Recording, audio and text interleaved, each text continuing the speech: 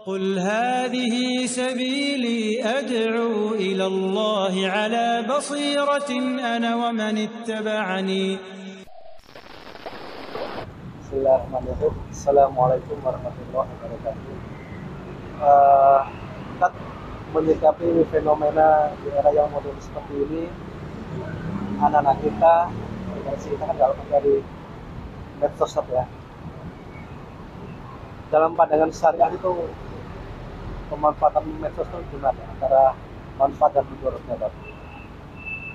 Baik, Masya Allah. Memang kalau kita lihat medsos ini kan termasuk kendala ya, apalagi untuk anak-anak kita ya, banyak merusak ya, banyak yang terpengaruh, mereka mendapatkan hal-hal yang buruk itu dari media sosial. Tapi tidak bisa dipungkiri juga di masa pandemi seperti ini media sosial juga banyak memberikan manfaat, terutama ketika seorang tidak bisa offline, tidak bisa sekolah langsung, mereka online dan seterusnya, mendapatkan kajian-kajian sunnah juga melalui media sosial.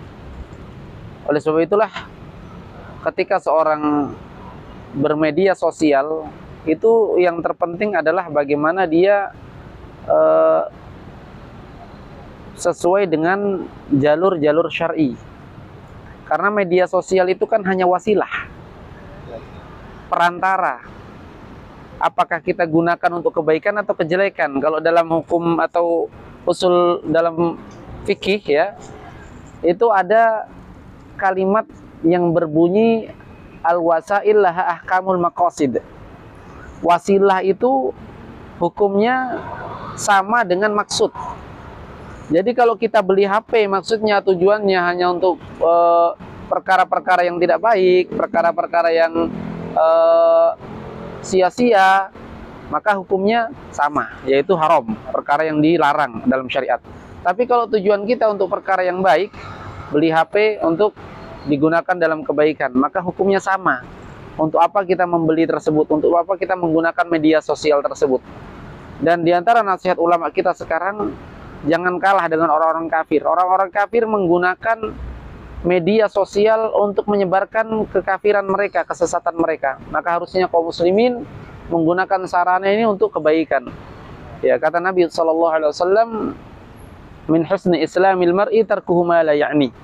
Dari bentuk baiknya keislaman seseorang, dia meninggalkan perkara-perkara yang tidak bermanfaat bagi dirinya. Maka selama HP yang kita pegang, media sosial yang kita gunakan itu untuk perkara yang bermanfaat, maka itu adalah bagian yang merupakan kebaikan. Adapun jika kita menggunakan untuk perkara yang tidak baik ya, kalau anak-anak hanya game-gamean aja, perkara yang sia-sia, ya kan, maka ini adalah perkara yang tercelah. Nah, Masya Allah. Cuman sekarang itu kan daring ya Ustaz. Susah untuk dikontrol ini Ustaz. Ya. Itu resiko memang sudah.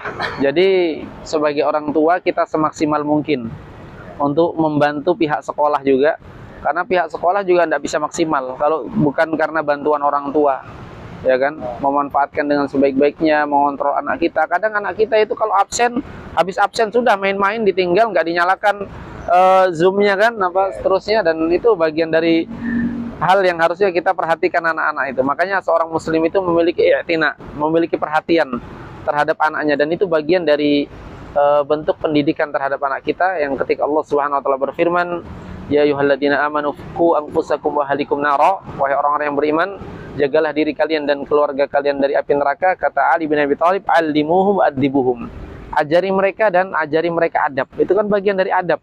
Belajar kok main-main, belajar kok di sampingnya game kan gitu. Masya Allah.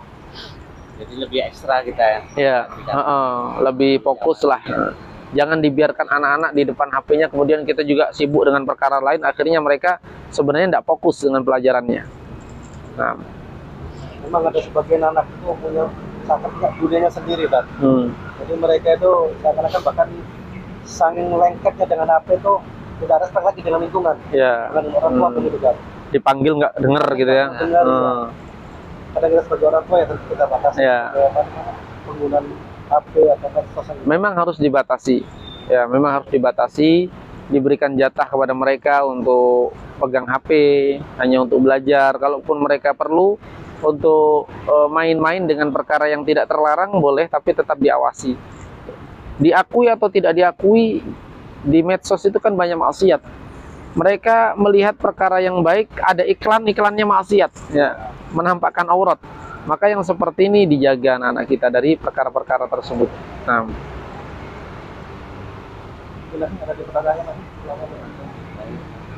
ya, Masya Allah. Jadi kita ini ngumpul-ngumpul di menunggu bubur ayam Bang Do. Ini Bang Do. Ya, kita ngumpul-ngumpul menunggu bubur bubur ayam, sarapan pagi bubur ayam. Ya, sekarang saya lagi yang mau tanya nih. Ya, nggak apa-apa ya. Ada istilah yang sering kita dengar, nasi sudah jadi bubur. Nah, kira-kira gimana Pak? Pendapat antum nih gimana nih? Bener nggak kalimat ini? Nasi sudah jadi bubur untuk ibarat ini untuk menunjukkan bahwasanya kalau sesuatu sudah terlanjur terjadi, ya nggak bisa dirubah lagi. Mau apa lagi? Lebih baik nggak usah gitu, nah, ya kan? Ini gimana ini? Ya, kalau menurut Anda itu dalam syariat itu kan tidak boleh musasat ya. Ya, Masya Allah. Masih ada banyak jalan keluar lagi, jalan lain gitu. Jadi, walaupun sudah menjadi bubur masih dimanfaatkan. Masya Allah. Tinggal dikasih ayam, dikasih kecap gitu ya. Jadi bubur ayam deh. Masya Allah. Jadi ini sebenarnya kalimat ini tidak memberikan motivasi kepada orang yang gagal. Padahal kan dalam syariat Islam orang yang gagal itu disuruh bangkit, diberikan motivasi, haris ala ma yanfa'uk. Bersemangat dong terhadap perkara yang bermanfaat bagi engkau. Ya, nggak berhasil jualannya, cari jualan yang lain misalnya, atau perbaiki cara jualannya, kan gitu. Bukan berarti malah nasi jadi bubur nggak bisa diapa-apakan lagi, enggak. Bahkan orang yang sudah terjatuh dalam kemaksiatan yang besar sekalipun, kadang kan orang tua, oh sudah terlanjur, ya jangan anggap lagi saya orang tuamu, nasi sudah jadi bubur, ya kan. Padahal nggak ada. Dalam Islam perbaikan itu terus selalu ada, ya. Ya, seperti Bang Do ini, Masya Allah, bubur dicampur ayam, campur apa lagi campurannya, kacang ya. Jadi bubur ayam deh. Ya, seandainya bubur ayamnya tersimpan sudah jadi basi pun masih bisa dimanfaatkan. Gimana caranya? Kasih ayam, nanti ayamnya besar, dipotong, dimakan. Jadi nggak ada putus asa dalam syariat Islam. Nah, Masya Allah. Waalaikumsalam. Masya Allah, barakallahu fiik. Masya Allah, barakallahu fiik. Ini kopi apa ini? Ini kopi Arabica aja, Dan. Ya, Masya Allah. Jadi kalau bubur ayam itu pasangannya kopi atau gimana? Enggak. Pasangannya itu yang hangat, hangat kopi. Oh, bisa ya. Insya Allah membantu melemaskan berat urat dan usus, Dan. Masya Allah, barakallahu fiik. Jadi lama itu nasi udah dibubur, sangat mendampil ya sudah. Ya, ada jalan keluar ya. Padahal tidak seperti nomor yang Islam tadi ya.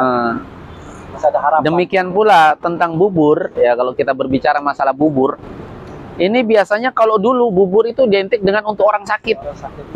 Ternyata enggak. Sekarang bubur itu sesuatu yang dicari-cari untuk dinikmati, ya kan? Artinya apa? Sesuatu itu kadang dari satu sudut pandang dia perkara yang rendahan, tapi di sudut pandang yang lain dia memiliki manfaat yang luar biasa. Dulu kalau dibilang udah makan bubur aja dah, ternyata ketika ada sudut pandang yang lain, dilengkapi dengan ayam, dilengkapi dengan ini, wah jadi sarapan pagi orang-orang yang sehat sekalipun tetap cari bubur gitu. Masya Allah. Yang lama itu orang makan bubur orang sakit ya. Ada orang sehat pun bisa menikmati. Masya Allah. Ada manfaat di sana. Ada manfaat. Masya Allah. Barakallahu fiik. Gimana setelah sehari beberapa hari di Pulau Bali ini, ya, itu bisa berfaedah dari faedah yang pertama adalah quwwatul ukhuwah, kekuatannya persaudaraan. Ini yang paling penting. Jadi seorang itu, kata Umar bin Khattab radhiyallahu ta'ala anhu, liqa'ul ikhwan jala'ul ahzan. Perjumpaan dengan kawan-kawan itu sudah menenangkan hati, melepaskan kesedihan. Kemarin yang kita mungkin banyak pikiran, masih galau, masih gundah, ketemu kawan aja, ketemu teman-teman itu sudah luar biasa. Saya nggak pernah kenal antum, begitu kenal di atas manhaj yang sama, masya Allah kan, indah sekali, tenang, nyaman.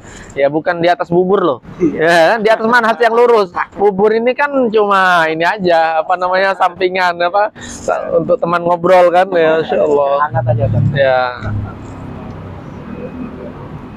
Ini Ustaz, untuk nasihat kita ini yang di Bali ini, ya, kita ini umatnya semakin bagus. Perbaiki apa yang telah ada dan jauhkan dari sifat-sifat yang memecah belah persaudaraan. Nabi sudah sebutkan la tahasadu wala tajassasu wala tahassasu wala tadabaru wala tabaghadu. Jangan saling hasad, jangan saling mencari-cari kesalahan, jangan saling mengobrak-abrik kesalahan orang lain, jangan saling membongkar kesalahan, jangan saling membelakangi, jangan saling membenci. Wa kunu ibadallahi ikhwana. Jadilah kalian hamba Allah yang bersaudara. Al-muslim akhul muslim, kata Nabi. Seorang muslim saudara bagi muslim yang lainnya. Maka hargai pendapat saudara kita, hormati mereka, saling berbagi dengan mereka, dan sering-sering ngumpul dengan mereka. Walaupun nggak bareng kopi, nggak apa-apa. Tapi sering ngumpul itu sudah menyenangkan hati, masya Allah. Apalagi didampingi kopi panas kan, masya Allah. Baik, barakallahu fikum. قل هذه سبيلي أدعو إلى الله على بصيرة أنا ومن اتبعني